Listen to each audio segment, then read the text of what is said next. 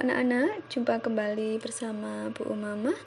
Kali ini kita masih akan membahas mengenai transformasi geometri, tetapi untuk jenis yang berbeda. Ada beberapa tujuan yang ingin dicapai dalam pembelajaran kali ini. Yang pertama, diharapkan kalian mampu menjelaskan pengertian translasi dan dilatasi. Kemudian diharapkan kalian mampu menentukan koordinat bayangan suatu titik akibat translasi dan dilatasi. Ketiga, diharapkan kalian mampu menentukan pasangan bilangan translasi yang menggerakkan suatu titik pada koordinat kartesius. Dan yang keempat, diharapkan kalian mampu menentukan faktor skala untuk dilatasi yang diberikan. Baiklah, sekarang kita akan masuk ke pembahasan yang pertama, yaitu mengenai translasi. Untuk memahami translasi, silakan kalian amati gambar berikut. Ini adalah contoh translasi dalam kehidupan. Ini ada contoh kereta gantung. Kereta gantung ini bergerak dengan arah dan jarak tertentu. Kemudian di gambar sebelah kanan ini ada segitiga pada koordinat kartesius. Segitiga ini juga bergerak dengan arah dan jarak tertentu.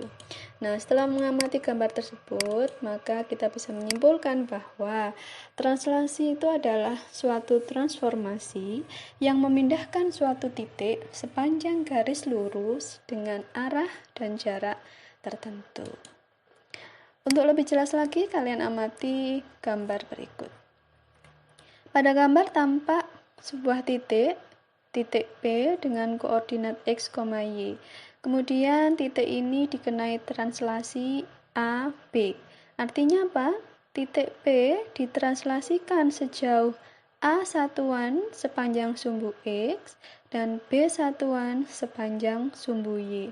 Sehingga diperolehlah peta atau bayangan, yaitu titik P aksen dengan koordinat X plus A dan dengan koordinat X plus A, Y plus B.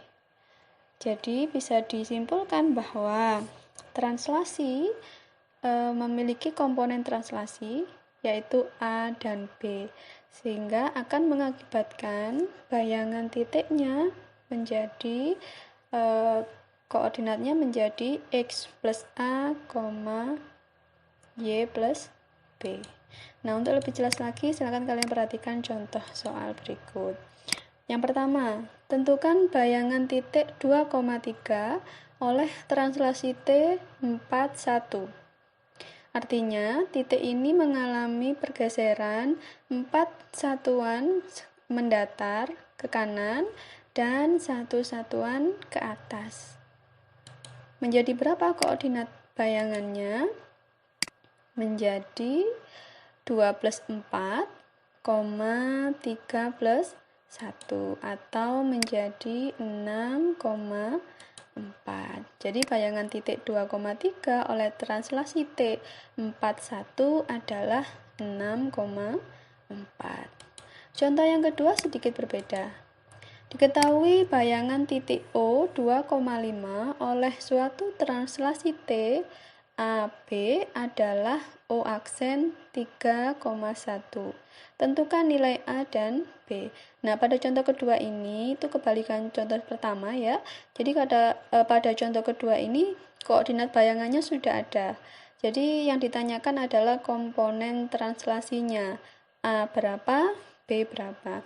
Bagaimana cara untuk menyelesaikan persoalan yang kedua ini?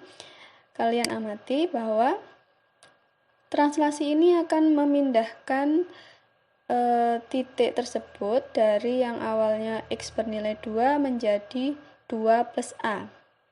5 menjadi 5 plus B. Kemudian kita ketahui bahwa koordinat bayangannya adalah 3,1. Berarti 2 plus A itu sama dengan 3 dan 5 plus B sama dengan 1. Sehingga diperoleh A sama dengan 1 dan B sama dengan min 4.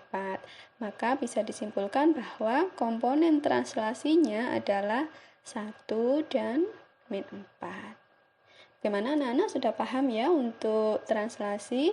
Baik, kita lanjut ke pembahasan yang kedua, yaitu dilatasi. Silakan kalian amati gambar berikut. Nah, pada gambar berikut apa yang terjadi? Untuk gambar pertama itu terjadi proses pengecilan ya. Jadi ada foto sepeda motor, kemudian ada juga miniaturnya, lebih kecil lagi dibandingkan foto tersebut. Kemudian yang sebelah kanan itu ada kejadian perbesaran. Jadi ada segitiga yang lebih kecil, kemudian menjadi lebih besar ini ya. Jadi ada pengecilan, ada perbesaran. Nah, setelah mengamati gambar ini, kita bisa menyimpulkan apa itu dilatasi. Jadi dilatasi adalah transformasi yang merubah ukuran benda, dan ini bisa disebut sebagai perbesaran atau pengecilan. Nah, bagaimana bisa disebut perbesaran atau pengecilan? Ukuran benda itu bisa diubah tergantung dari faktor skala, dilambangkan dengan huruf K. Jadi bergantung pada faktor skala yang menjadi pengalinya. Jika faktor skala lebih besar dari 1, misalkan 2 atau 1,5 atau 3, maka dilatasi tersebut termasuk perbesaran. Sedangkan jika faktor skalanya antara 0 dan 1, maka dilatasi tersebut termasuk pengecilan. Nah, kemudian bagaimana untuk menentukan koordinat titik setelah mengalami dilatasi? Berikut ini ada ilustrasi untuk menentukan koordinat bayangan segitiga ABC jika mengalami dilatasi dengan faktor skala 3. Coba kalian amati ya. Di sini ada segitiga ABC. Dia dikenai dilatasi dengan faktor skala 3. Bagaimana menentukan koordinat bayangannya? Dari titik 0, titik O 0,0, kita tarik garis ke arah titik A. Karena faktor skalanya 3, maka kita buat 3 kali lipatnya. Maka disitulah koordinat bayangan titik A. Sama untuk menentukan koordinat bayangan titik B, kita tarik garis dari titik 0,0 ke titik B, lalu kita gandakan sebanyak 3 kali lipat karena faktor skalanya 3. Maka disitulah koordinat bayangan titik B. Untuk titik C juga seperti itu. Kita buat garis dari titik pusat ke C, kita 3 kali lipatkan, maka disitulah koordinat bayangan titik C. Sehingga bisa kita gambar sekarang seperti apa hasil perbesarannya adalah seperti ini. A aksen, B aksen, C aksen, dan kita hubungkan ya.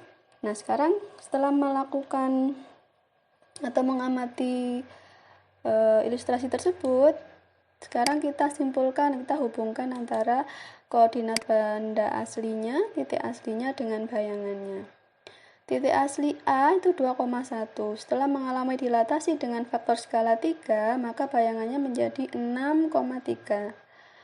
Titik B 4,2, bayangannya 12,6.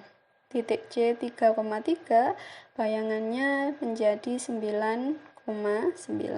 Nah, dari mengamati tabel ini, kita bisa menarik kesimpulan bahwa dilatasi pada titik P, X, Y dengan faktor skala K dan pusat dilatasi 0,0 akan menghasilkan bayangan dengan koordinat K kali X, K kali Y. Seperti itu ya anak-anak. Nah, untuk lebih memahami, perhatikan contoh soal berikut. Tentukan bayangan titik 3,5 oleh dilatasi dengan faktor skala 3 dan berpusat di 0,0. Maka untuk menentukan bayangannya, kita tinggal kalikan saja dengan faktor skalanya. X-nya 3, 3 kali 3, 9. Y-nya min 5, 3 kali min 5 adalah min 15. Maka koordinat bayangannya adalah 9, min 15. Sangat mudah ya. Oke, sekarang lanjut contoh yang kedua. Ada diketahui bayangan titik O 4,6 oleh dilatasi berpusat di 0,0 adalah O aksen 2,-3. Tentukan faktor skala dilatasi tersebut. Nah, ini berbeda dengan soal nomor 1. Jadi ada suatu titik mengalami dilatasi, kita belum tahu berapa faktor skalanya. Yang diketahui adalah bayangannya. Kalian perhatikan, titik asli X-nya 4. Bayangannya adalah 2. Jadi 4K itu harus sama dengan 2. Sedangkan min 6K itu harus sama dengan min 3.